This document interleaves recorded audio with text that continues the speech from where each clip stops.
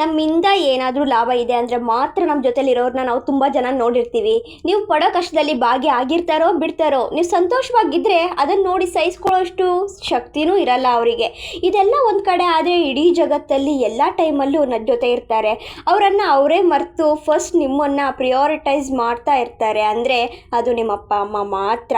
ನನ್ನ ಲೈಫಲ್ಲಿ ಏನಾದರೂ ನಾನು ಇನ್ಸ್ಪಿರೇಷನಾಗಿ ತೊಗೊಂಡಿದ್ದೀನಿ ಅಂತ ಅಂದರೆ ಅದು ನಮ್ಮ ಅಪ್ಪ ಅಮ್ಮನ ಮಾತ್ರ. ಯಾಕೆಂದರೆ ಅವರು ತೋಟದ ಕೆಲಸ ಮಾಡಿ ನನಗೆ ಕಷ್ಟ ತೋರಿಸಿಲ್ದ ಹಾಗೆ ಬೆಳೆಸಿ ಈ ಮಟ್ಟಕ್ಕೆ ತಂದಿದ್ದಾರೆ.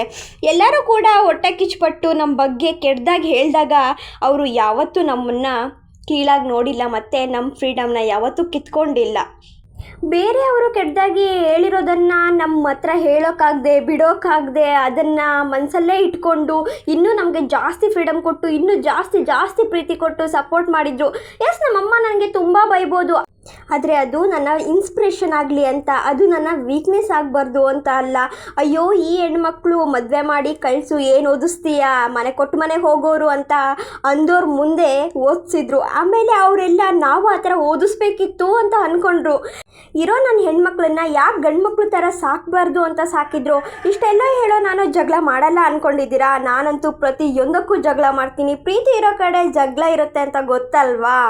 ಇನ್ನೊಂದು, ಎಲ್ಲರೂ ಹೇಳೋರು ನನಗೆ ಏನು ಅಷ್ಟುಗೊಂಡು ತಿರುಗಾಡ್ತೀಯಾ, ಏನು ನಿಮ್ಮ ಮನೇಲಿ ಏನು ಕೇಳಲ್ವಾ, ಯಾಕೆ ಹಂಗೆ ಹೋಗ್ತೀಯಾ ಅಂತ ಎಲ್ಲ ಕೇಳೋರು. ಆದರೆ ನಮ್ಮಪ್ಪ ಅಮ್ಮನೇ ನನಗೆ ಪರ್ಸ್ನಲಿ ಹೇಳೋರು, ಹೋಗು ಹೊರಗಡೆ ನೋಡಬೇಕು, ಜಗತ್ತು ನೋಡಬೇಕು, ಮನೇಲಿ ಕೂತ್ಕೊಂಡು ಏನು ಮಾಡ್ತೀಯಾ ಅಂತ ಹೇಳಿ ಅವ್ರು ನನಗೆ ಕಳಿಸ್ತಾ ಇದ್ರು. 100 ಜನ 100 ಥರ ಮಾತಾಡಿದ್ರು, ನಾವೇನಂತ ನಮ್ಮ ಅಪ್ಪ ಅಮ್ಮಂಗೆ ಗೊತ್ತಿದೆಯಲ್ಲ, ಅಷ್ಟು ಮಾತ್ರ ಸಾಕನ್ಸುತ್ತೆ ನಾವು ಜೀವನ ಮಾಡೋದಕ್ಕೆ. ಹಾಗೆ ಯಾವತ್ತೂ ಕೂಡ ಧೈರ್ಯನ ಕಳ್ಕೊಬೇಡಿ. ನಿಮ್ಮ ಧೈರ್ಯ ಯಾವಾಗಲೂ ನಿಮ್ಮ ಅಪ್ಪ ಅಮ್ಮ ಆಗಿರಬೇಕೇ ಹೊರತು ಬೇರೆಯವ್ರ ಮಾತು ಮೇಲೆ ನಿಮ್ಮ ಧೈರ್ಯ ಆಗಿರಬಾರ್ದು.